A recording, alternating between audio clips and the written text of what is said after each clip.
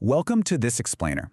If you look around the room you're sitting in right now, almost everything you own probably spent weeks out on the ocean. And here's the wild part. A private company, not a government, actually decided if the ship carrying all that stuff was seaworthy. It's crazy, right? That fact usually catches people completely off guard. Basically, a handful of private entities hold the absolute keys to the entire global supply chain. And the courts have actually had to step in and figure out exactly how much legal responsibility these companies carry when things go catastrophically wrong. So today, we're going to deeply deconstruct this hidden legal architecture that silently governs global trade. Okay, let's dive right into this. Here's exactly how we'll break down today's explainer. First, we'll establish the 3 pillars of global shipping. Then, we'll trace this whole thing from a random coffee house to the modern IACS cartel. Next up, we'll unpack what's known as the two hats paradox, test that theory out with the Nicholas H. legal case, and finally, we'll wrap up with the real-world commercial stakes. Starting with Section 1, the 3 pillars of global shipping. To really wrap our heads around how this whole hidden system works, we've got to clear up a fundamental truth right out of the gate. We have to separate 3 entirely distinct systems that people constantly lump together. Before we start naming specific organizations, we really need to isolate what a classification society actually is. Basically, it's a private technical body that verifies a ship is structurally and mechanically fit. But here is the absolutely critical part to remember. It holds 0 sovereign power of its own. None. It can't pass laws, it can't detain a vessel, and it cannot grant a ship nationality. Its massive, sprawling influence comes entirely from private contracts and sheer commercial necessity. This rule of 3 really lays things out perfectly for us. Think of it like this. Flag is law, class is engineering, and P&I is liability insurance. So a ship's flag state is the sovereign authority that grants it nationality. Then its classification society is the private engineering body actually doing the structural fitness checks. And finally, its P&I club, which stands for protection and indemnity, provides third-party liability insurance. Now, all 3 of these are strictly required to run a commercial vessel. They are all completely different kinds of institutions, and absolutely none of them can substitute for the other. Moving on to Section 2, from coffeehouse to ISCS. So, if these classification societies are entirely private entities, where on earth do they come from? And how do they manage to become the ultimate harmonizing force of global trade? The timeline here is honestly incredible. The oldest of these groups, Lloyd's Register, actually traces its lineage all the way back to a committee of marine underwriters meeting at Edward Lloyd's Coffee House in London in 1760. Yeah, you heard that right. The legal foundation of modern global trade was basically sketched out over caffeine. By 1764, they issued the first printed register book of shipping. And why? Well, because insurers desperately needed a standardized way to judge if a ship was actually seaworthy enough to underwrite. Fast forward to 1968, and the International Association of Classification Societies, or IACS, is officially founded in Hamburg. The very next year, 1969, they gained consultative status with the International Maritime Organization. And the wild thing is, this system is still evolving right now. Just in November 2023, Turk Lloydü joined to replace the Russian Maritime Register, which was expelled following the invasion of Ukraine. That recent 2023 edition brought the total number of full IACS members back to exactly 12. Just 12 private societies sitting way up at the very top of the global shipping hierarchy. Together, these 12 bodies develop roughly 200 active unified requirements. And these are deeply technical rules that they all agree to apply consistently across all their members, basically reaching into nearly every single mechanical and structural system on a modern merchant ship. And this brilliantly illustrates the sheer massive scale of their monopoly. Those 12 members are responsible for classing more than 90% of the world's cargo-carrying tonnage. The rest of the world's societies combined, they handle less than 10%. It is literally a near total private monopoly over the engineering standards of global trade. All right, Section 3, the two hats paradox. Now that we understand the incredible scale of these societies, we need to examine the absolute most important structural fact in this entire explainer. It's a deeply complex legal dynamic, so let's break it down. So, the crucial point here is that a classification society actually operates in 2 entirely distinct capacities at the exact same time.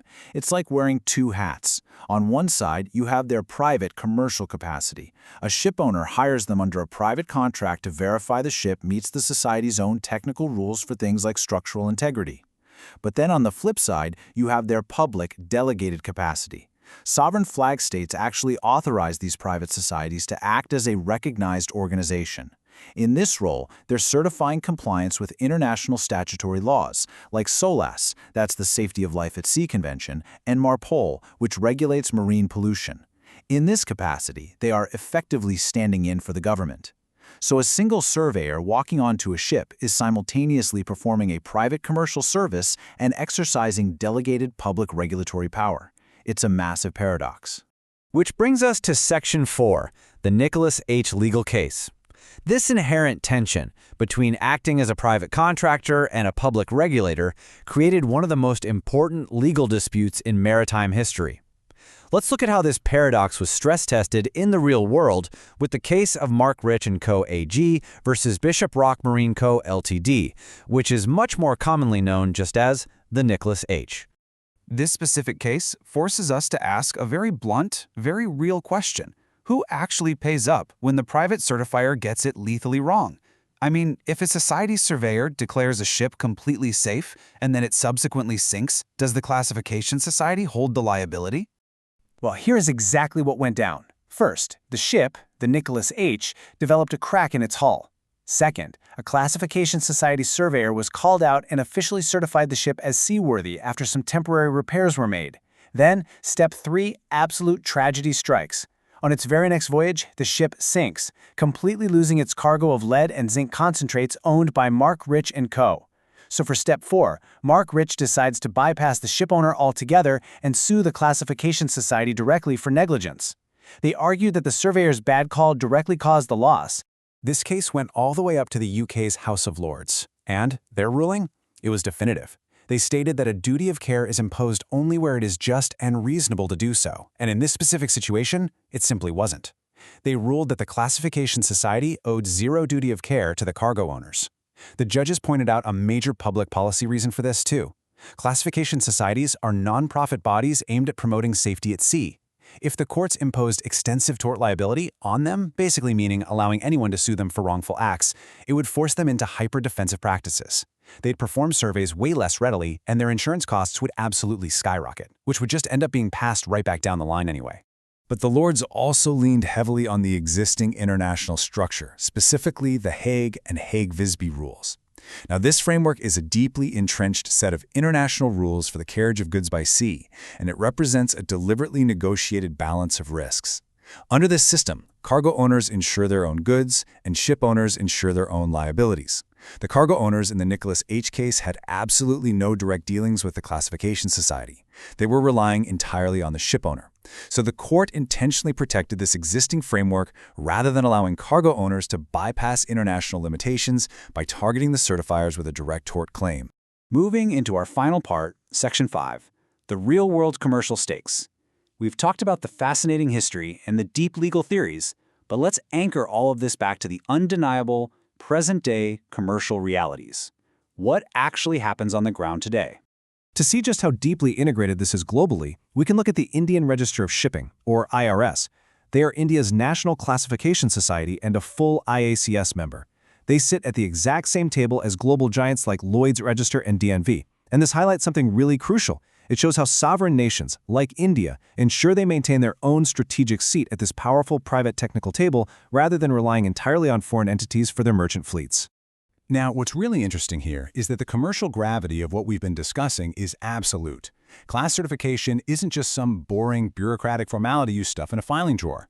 If a ship loses its IACS class status, the consequences are immediate and utterly fatal to its business. The ship becomes effectively uninsurable, and because it's uninsurable, it becomes completely uncharterable for trade. On top of that, without those assurances, it will be unwelcome and turned right away at most major global ports. So literally, without this private certification, a multi-million-dollar vessel is essentially just floating scrap metal. So, as we wrap up this explainer, I really want to leave you with a thought based on the source material we've just unpacked together. We have an unelected private system holding zero sovereign power, yet possessing the absolute ability to grant or revoke the commercial life of 90% of global shipping, and all while being protected from direct liability by international courts. So with such immense unregulated commercial power, are these private maritime gatekeepers the true rulers of the seas? It certainly changes the way you look at every cargo ship out there on the horizon. Thanks for joining me on this deep dive into the hidden architecture of global shipping.